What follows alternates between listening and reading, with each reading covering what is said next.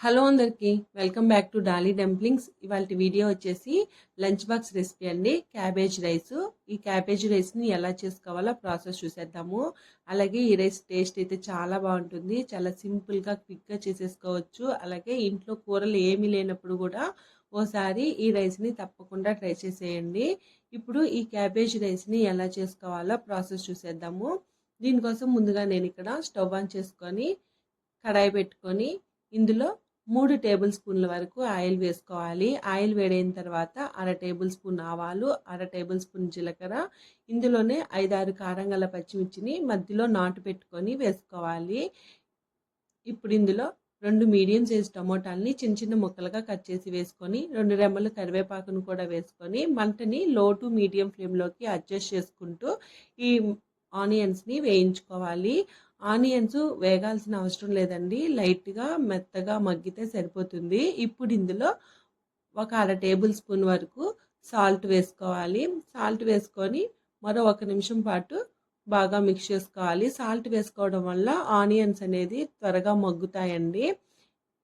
ఇప్పుడు ఇందులో 1 table spoon ఫ్రెష్గా రుబ్బుకున్న అల్లం వెల్లుల్లి పేస్ట్ని వేసుకొని మంటని మీడియం ఫ్లేమ్లో ఉంచి అల్లం వెల్లుల్లి పేస్ట్లో నుంచి పచ్చివాసన పోయి లైట్ గోల్డెన్ బ్రౌన్ కలర్కి చేంజ్ అయ్యే వరకు మధ్య మధ్యలో కలుపుతూ వేయించుకోవాలి. ఇందులోనే ఒక అర టేబుల్ స్పూన్ పసుపు వేసుకొని ఒకసారి బాగా మిక్స్ చేసుకోవాలి.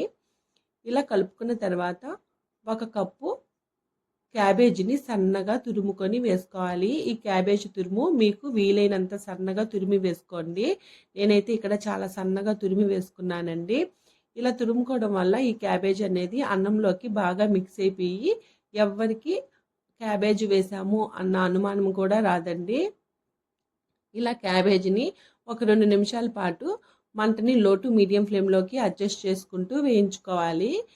2 నిమిషాల తర్వాత 2 చిన్న సైజు టమోటాలని చిన్న చిన్న ముక్కలుగా కట్ చేసి వేసుకోవాలి. మీరు టమోటాలని ముందుగా వేసుకొని తర్వాత క్యాబేజీని కూడా వేసుకోవచ్చండి. ఈ టమోటాలు మధ్యలో మిక్స్ చేసుకుంటూ మెత్తగా అయ్యే వరకు ఫ్రై చేసుకోవాలండి. ఇప్పుడు మూత పెట్టుకొని మంటని లో ఫ్లేమ్లో ఉంచి ఒక 5 నిమిషాలు ఉడికించుకోవాలి. ఈ 5 నిమిషాల్లో మధ్యలో మూత తీసుకుంటూ మిక్స్ చేసుకుంటూ మళ్ళీ మూత పెట్టుకొని ఉడికించుకోవాలండి. మీరు అలాగే వదిలేశారంటేను క్యాబేజ్ అనేది మనం సన్నగా తురుముకున్నాం కదా, మాడిపోయే ఛాన్సెస్ ఉంటుంది. ఇలా బాగా మిక్స్ చేసుకొని ఇప్పుడు ఇందులో 1 టేబుల్ స్పూను ధనియాల పొడి, అర టేబుల్ స్పూను కారం, ఇందులోనే అర టేబుల్ స్పూను గరం మసాలా వేసుకొని ఒకసారి బాగా కలుపుకోవాలి. మీరు ఈ రైస్ని చిన్నపిల్లలకి లంచ్ బాక్స్గా పెట్టాలనుకుంటే గరం మసాలాని స్కిప్ చేసేయండి. ఇలా బాగా కలుపుకున్న తర్వాత నేను ఇక్కడ 1 గ్లాస్ రైస్ని ముందుగా ఉడికించి పెట్టుకున్నాను. ఈ రైస్ని గడ్డలేమి లేకుండా పొడి పొడిగా చేసుకొని బాగా చల్లారిన తర్వాత మనం ముందుగా వేయించి పెట్టుకున్నాం కదండి, క్యాబేజీ మిశ్రమంలో వేసుకోవాలి. అలాగే ఇందులో అర table spoon salt, 1/2 table spoon మిరియాల పొడి వేసుకొని ఒకసారి బాగా మిక్స్ చేసుకోవాలి. ఈ మసాలా మొత్తం ఈ అన్నానికి పట్టేలాగా బాగా కలుపుకోవాలి. ఇలా కలుపుకున్న తర్వాత ఇందులో మీకు నచ్చితే 1/4 టేబుల్ స్పూన్ వరకు జీలకర్ర పౌడర్ని యాడ్ చేసుకోండి. ఫ్లేవర్ అనేది చాలా బాగుంటుంది. అలాగే ఈ మసాలా మొత్తం అన్నం మొత్తానికి కలిసేలాగా కలుపుకోవాలండి. మంటని మీడియం ఫ్లేమ్లో ఉంచి కలుపుకోండి. ఇలా రైస్ మొత్తానికి ఈ మసాలాని బాగా మిక్స్ చేసుకున్న తర్వాత ఇప్పుడు ఇందులో సాల్ట్ సరిపోయిందో లేదో చెక్ చేసుకొని సాల్ట్ని అడ్జస్ట్ చేసుకోవాలి. అలాగే ఇందులో సన్నగా కట్ చేసుకున్న కొత్తిమీరను కూడా స్ప్రింకిల్ చేసుకోవాలండి. అంతేనండి. దీన్ని ఒకసారి బాగా మిక్స్ చేసుకొని స్టవ్ ఆఫ్ చేసేసుకొని సర్వ్ చేసుకోవడమే. దీన్ని వేడిగా తిన్నా చాలా బాగుంటుంది. లేదా లంచ్ బాక్స్లో కానీ చల్లగా అయినా కానీ ఈ రెసిపీ చాలా బాగుంటుందండి. ఇది ఆనియన్ కాంబినేషన్లో తిన్నారంటే మాత్రం టేస్ట్ అదిరిపోతుంది.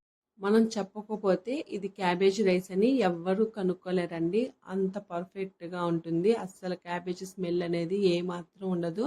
చూసారు కదా క్యాబేజ్ రైస్ని ఎలా చేసుకోవాలో, ప్రాసెస్ ఏందో మీరు కూడా తప్పకుండా ట్రై చేసి మీకు ఎలా కుదిరిందో కామెంట్ చేసేయండి.